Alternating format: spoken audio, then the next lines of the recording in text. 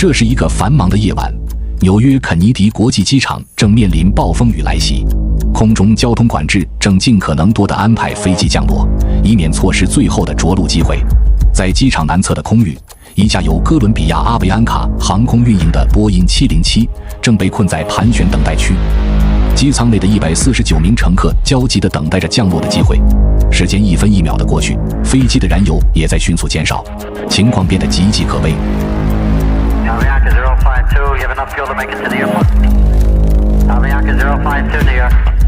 让我们走进哥伦比亚阿维安卡航空52号航班的故事。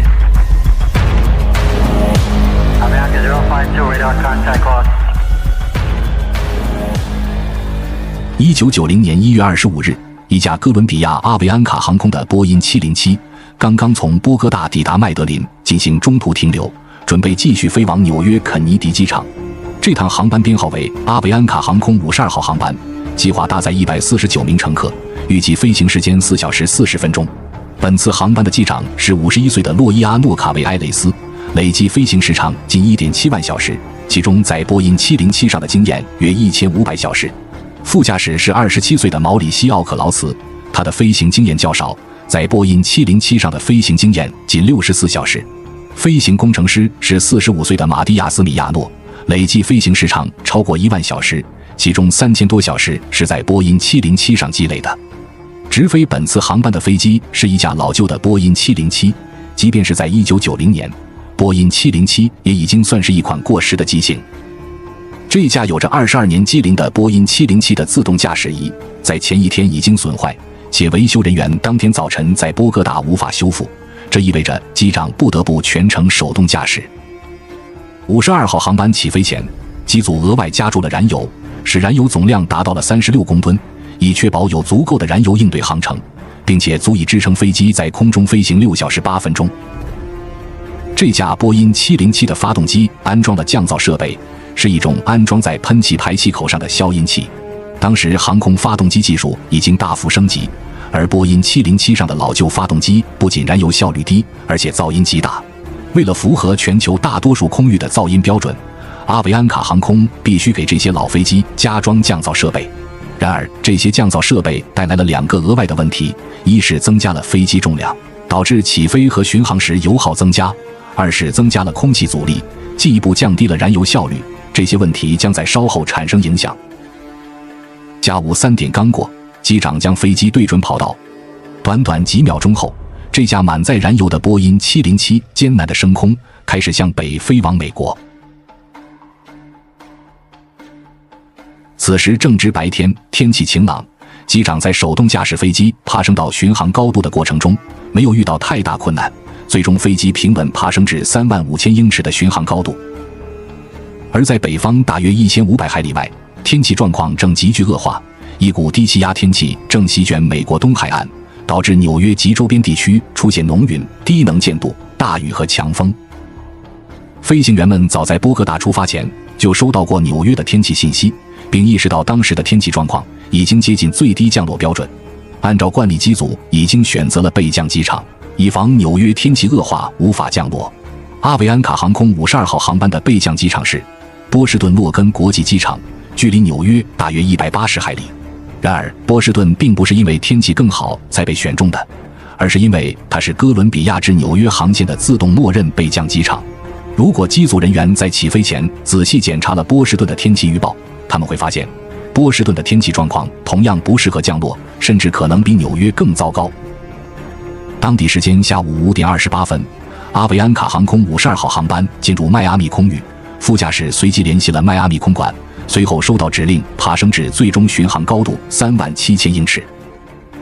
机长缓慢地将飞机拉升至新高度，此时飞行工程师不断核对燃油消耗情况，确保飞机的燃油使用符合预计计划。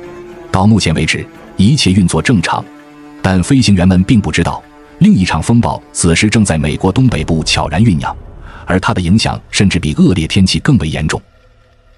就像燃油规划一样，进入主要机场的航班流量不是随意安排的，而是由中央流量控制机构严格管理。在美国，这项工作由华盛顿特区的流量控制中心负责，主要任务是确保进入各大机场的航班数量不超过机场的最大处理能力。当天清晨，纽约中端区空管的主管与流量控制中心的主管进行了一次讨论，主要议题是肯尼迪机场的每小时航班接纳能力。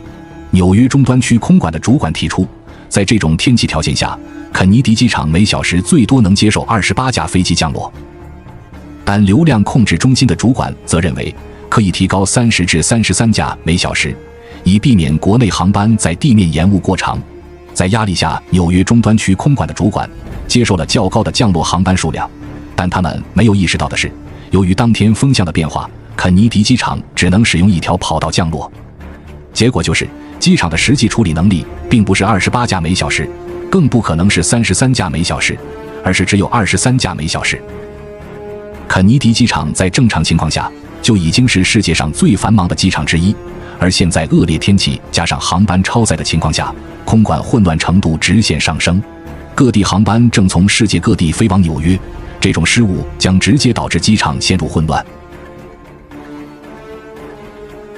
考虑到目的地恶劣的天气情况，对于阿维安卡航空52号航班的机组来说，及时获取最新天气信息是最合理的做法，甚至可以说是必不可少的。如果肯尼迪机场天气恶化到无法降落的程度，他们必须尽早决定是否备降，而不是等到燃油不足再临时改变计划。幸运的是，阿维安卡航空在迈阿密国际机场设有一个调度服务机构，可以随时向飞行员提供任何机场的最新天气信息。机组人员所需要做的只是用无线电呼叫他们。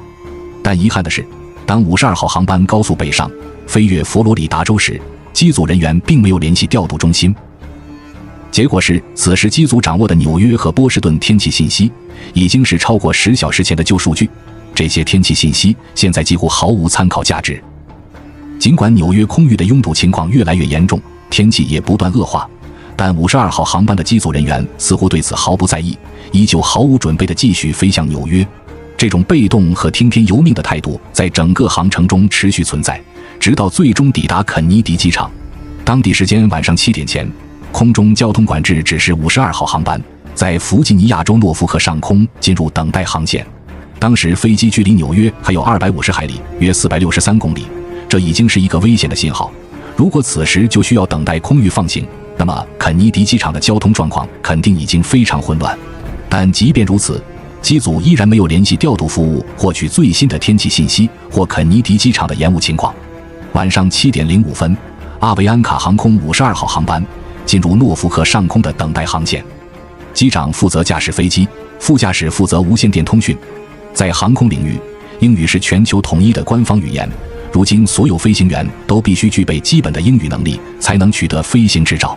但在1990年，法规要求较低，只需要机组中的1名飞行员通过英语水平考试即可。在阿维安卡航空52号航班上，只有副驾驶通过了英语考试，因此机上所有的无线电通讯都只能由他负责。虽然这一安排在法律上是合规的，但他给机组的沟通带来了额外的压力。机长无法直接听懂空管和副驾驶之间的对话，因此机长的整个飞行态势认知完全依赖于副驾驶的转述。由于当时航空业尚未普及机组资源管理培训，阿维安卡航空也没有相关训练，这意味着机组成员的协作能力完全取决于个人性格和默契。在诺福克空域盘旋了近20分钟后，空管终于给出新的航路，让52号航班继续向北飞往波顿。机长执行了转向，飞机开始向北飞行。与此同时，机组获得空管指令，允许他们下至22000英尺。此时，飞行工程师检查燃油，发现飞机剩余约 7.7 吨燃油。晚上7点34分，空管传来更糟糕的消息，52号航班需要再次进入等待航线。这次是在波顿空域，也就是新泽西州大西洋城附近的沿海空域。尽管阿维安卡航空52号航班距离纽约越来越近，但他们的燃油情况已进入危急状态。在28分钟的等待燃油中，他们只剩下9分钟的余量，很快就必须做出决定，要么备降，要么继续前往肯尼迪机场。现在制定一份应急计划正是最佳时机，但机组没有做出任何计划。当时负责引导52号航班的空管非常清楚，这架飞机接下来仍会经历长时间的延误，而根据规定，空管没有义务主动将这些信息告知机组，因此空管没有提醒52号航班的机组。正因如此，机组一直误以为他们很快就会被放行前往肯尼迪机场，并没有意识到他们面临的状况正在变得越来越严峻。